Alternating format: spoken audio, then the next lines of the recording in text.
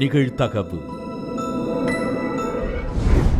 Tea கடைக்கு சென்றுவிட்டு வீடு திரும்பிய கணவன், நடு வீட்டில் கழுத்தறுக்கப்பட்டு கொடூரமாக இறந்து கிடந்த மனைவி, அதிகாலையில் வீடு புகுந்து பெண்ணின் கதையை முடித்த பக்கத்து வீட்டுக்காரன், இரத்தக்கரை படிந்த அரிவாளை கிணற்றில் வீசிவிட்டு தப்பி ஓடிய கொலையாளி சிக்கினானா?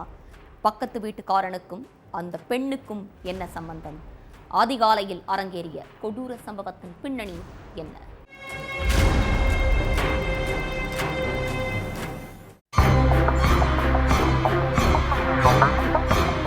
அதிகாலை 5 மணி இருக்கும். பக்கத்துல உள்ள டீ கடைக்கு போயிட்டு வீட்டுக்கு வந்த பரமசிவன் வீட்டுக்குள்ள நுழைஞ்சதும் ஐயோ ஐயோன்னு கத்தி கூப்பாடு போட்டிருக்காரு. அவருடைய அலறல் சத்தம் கேட்டு அக்கம் பக்கத்துல உள்ளவங்களும் ஓடி வந்து பார்த்திருக்காங்க. அப்போ நடு வீட்டுல ரத்தம் தெரிச்சபடி பரமசிவத்தோட மனைவி உமா கழுத்து அறுக்கப்பட்டு கொடூரமான முறையில இறந்து கிடந்திருக்காங்க. அதை பார்த்து கொலை நடுங்கி போனவங்க போலீஸுக்கு தகவல் கொடுத்திருக்காங்க. அடுத்து அங்கு வந்த போலீஸ் ரத்த வெள்ளத்துல கிடந்த சடலத்தை போஸ்ட்மார்ட்டத்துக்கு அனுப்பி வச்சுட்டு விசாரணையில இறங்குனாங்க. கொலை நடந்த இடத்தை சுத்தி இருக்கிற சிசிடிவி கேமராக்களை ஆய்வு பண்ணின காவலர்கள் உமாவை கொலை செஞ்சது யாரு, கொலைக்கான மோட்டிவ் என்னன்னு கண்டுபிடிக்க விசாரணையை வேகப்படுத்தி இருக்காங்க. அதுலதான் கொலைக்கான மோட்டிவ் என்னங்கிறது தெரிய வந்திருக்கு.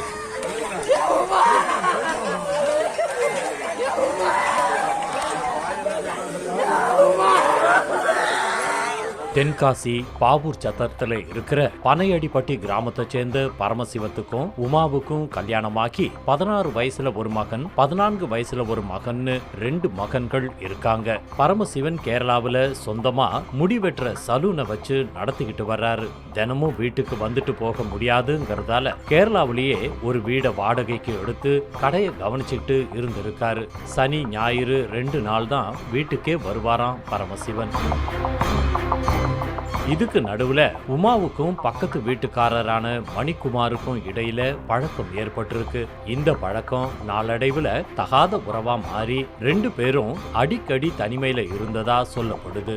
2 மகன்களும் ஸ்கூலுக்கு போயிட்ட பிறகு உமா மணிக்குமாரோட தான் இருந்திருக்காங்க. மணிக்குமாருக்கு கல்யாணமாகி மனைவியும் பசங்களும் விட்டுட்டு போயிட்டதா கூறப்படுது. ஒரு கட்டத்துல உமா தன்னோடவே இருக்கணும்னு ஆசைப்பட்ட மணிக்குமார், உன் கணவனையும் குழந்தையையும் விட்டுட்டு என் கூட வந்துரு, நான் உன்னை ராணி மாதிரி வச்சு பாத்துக்கிறேன்னு உமா கிட்ட சொல்லியிருக்கான் மணிக்குமார். லூசு மாதிரி பேசாத, நான் ஏற்கனவே கல்யாணமானவ, என் புருஷனையும் குழந்தையும் விட்டுட்டெல்லாம் வர முடியாதுன்னு சொல்லி மணிக்குமார் கூட போக மறுத்திருக்காங்க உமா. ராணி மாதிரி வச்சு பாத்துப்பேன்னு சொல்றேன், என்னை நம்பி வரமாட்டேங்கிறாளேன்னு உமா மேல கோபப்பட்டு சண்டை போட்டிருக்கான். மனைவி பிள்ளைங்களும் கூட இல்ல, தனக்கு ரொம்ப பிடிச்ச பொண்ணு உமாவும் கூட வரமாட்டேன்னு சொல்றாளேன்னு ஆத்திரத்துல இருந்திருக்கான். இந்த கோவம் தான் உமாவை கொல்லணுங்கிற வெறிய அவனுக்குள்ள ஏற்படுத்தி இருக்கு. என் கூட வாழாதவ வேற யார் கூடயும் வாழவே கூடாது அப்படின்னு முடிவு பண்ண மணிக்குமார் உமாவை கொலை பண்றதுக்கு பிளான் போட்டிருக்கான்.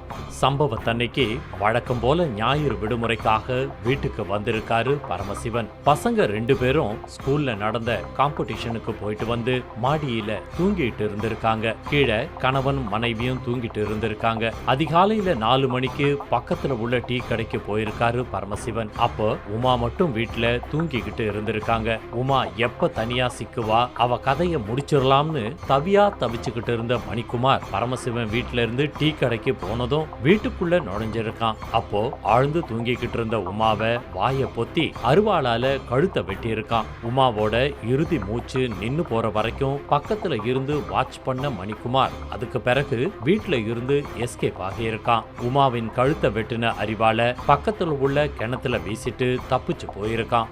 இந்த மொத்த உண்மையையும் போலீஸ் விசாரணையில தெரிய வரவே தலைமறைவா இருக்கிற மணிக்குமார வலவீசி தேடிக்கிட்டு வர்றாங்க.